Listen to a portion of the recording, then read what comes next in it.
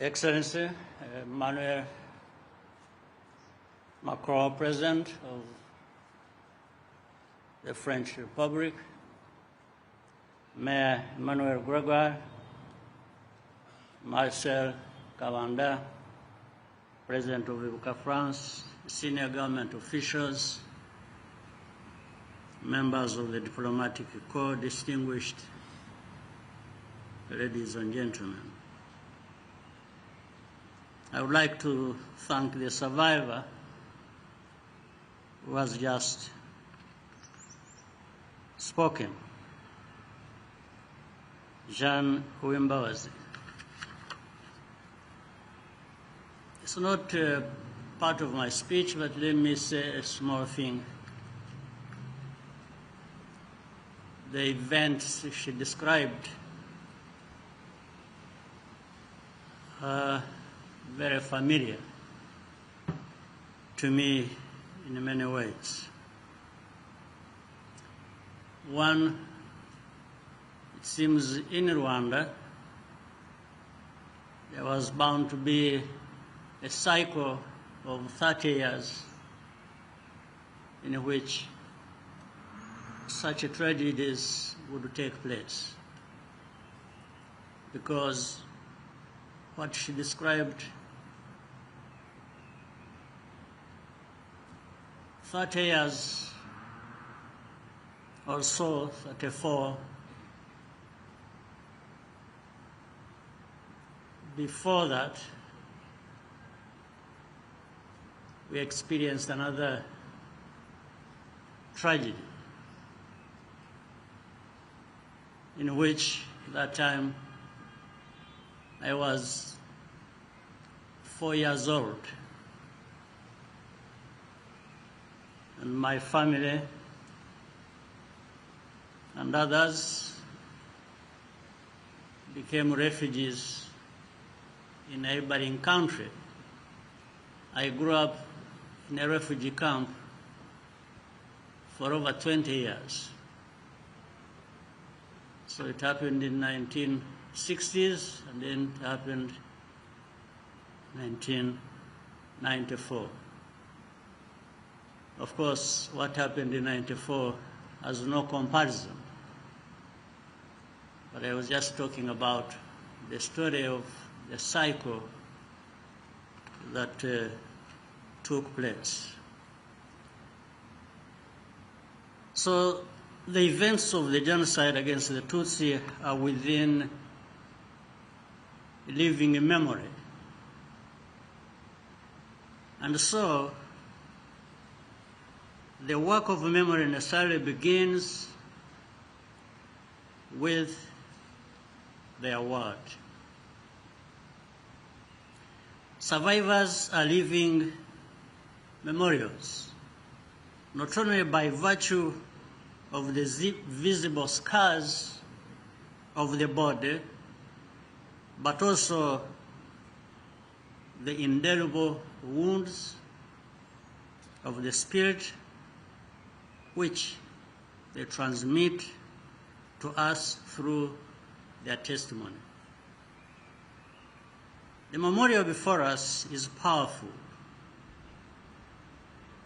because it sets the truth in stone and protects it from the heartlessness of time by instructing the living. It's not a validation because none is needed, but it will stand as a mark of respect for the dignity of Rwandans and our history. However, to witness the inauguration of such a memorial in a place of honor in the city of Paris is anything but routine. I want to thank the city of Paris, its mayor, Emmanuel Gregoire, as well as the former mayor, Anne Hidalgo, for making this possible.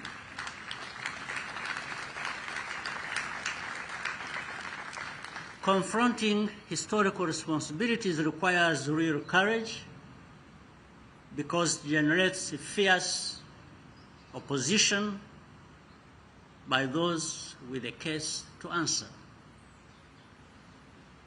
You need a strong sense of humanity to see it through. President Macron, I want to commend you on both counts, courage and humanity.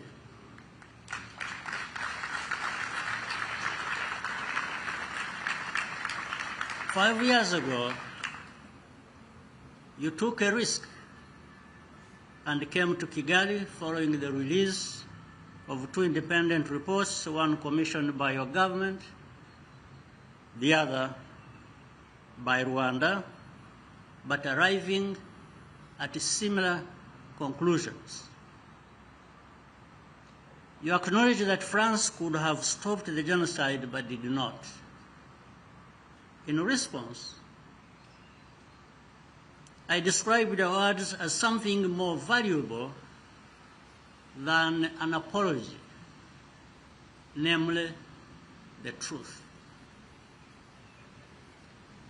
This door was first opened by President Nicolas Sarkozy, and I wish to commend him today.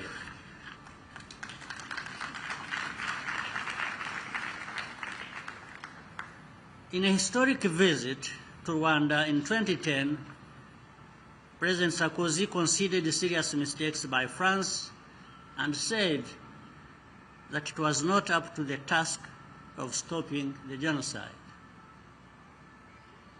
I also pay tribute to the dedicated French journalists, activists, and researchers who never wavered in exposing the truth, and many are here today. Thank you.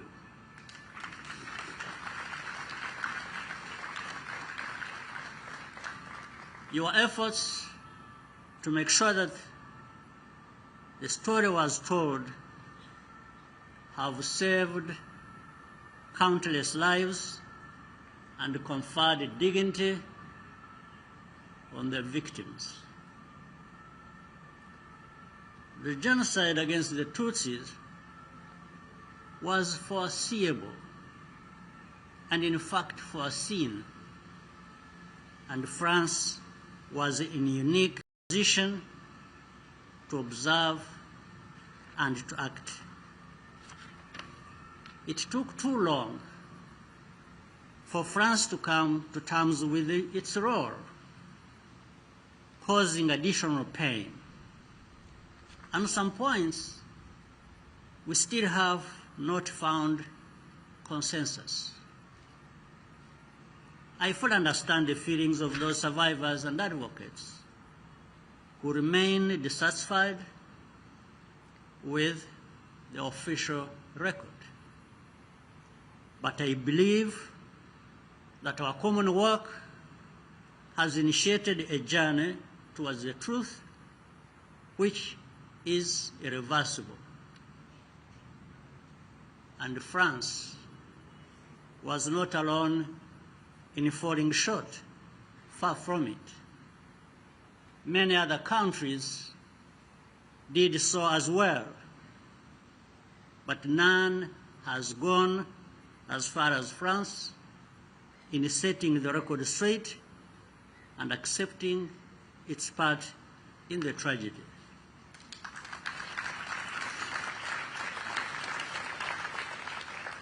We also appreciate the notable efforts that have been made by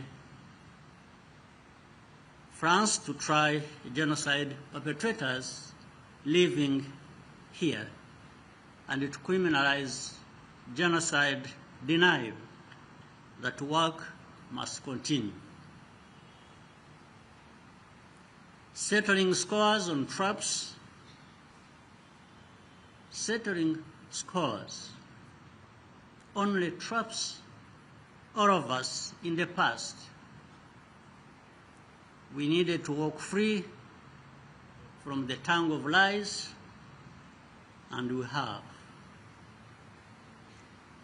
Then, as now, France serves as a penholder for African affairs at the United Nations and in other forums.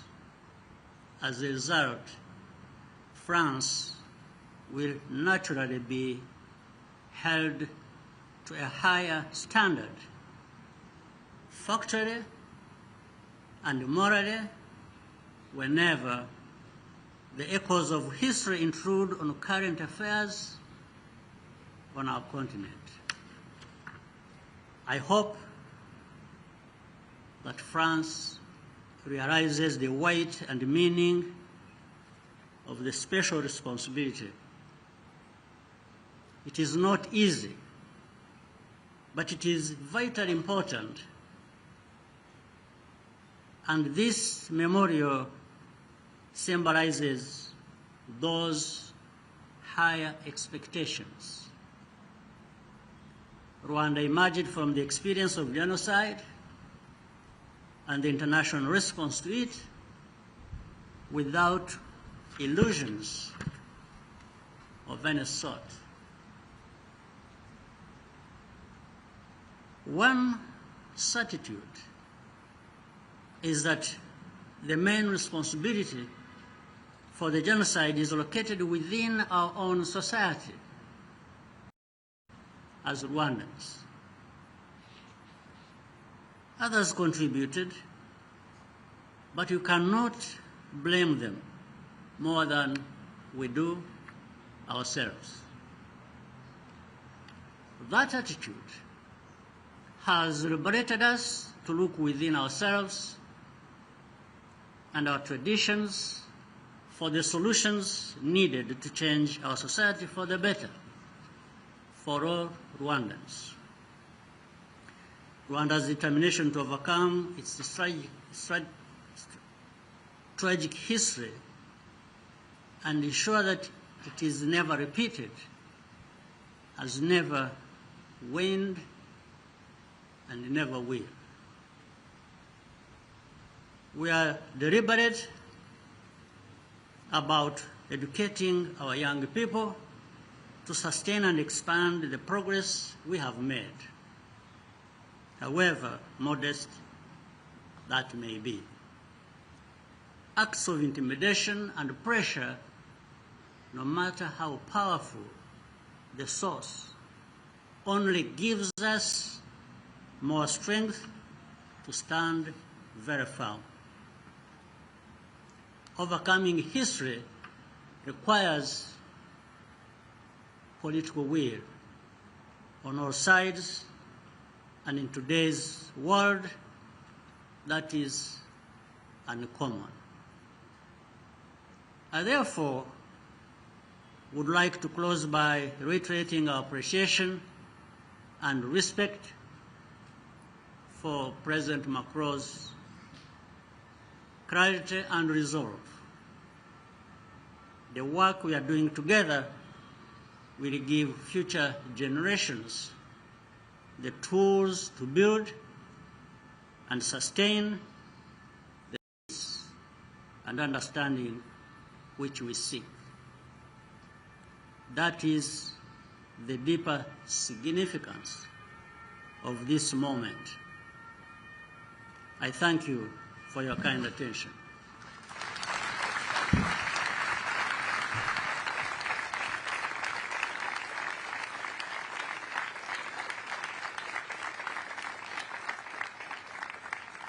Mesdames et Messieurs, j'invite maintenant à la tribune Monsieur le Président de la République.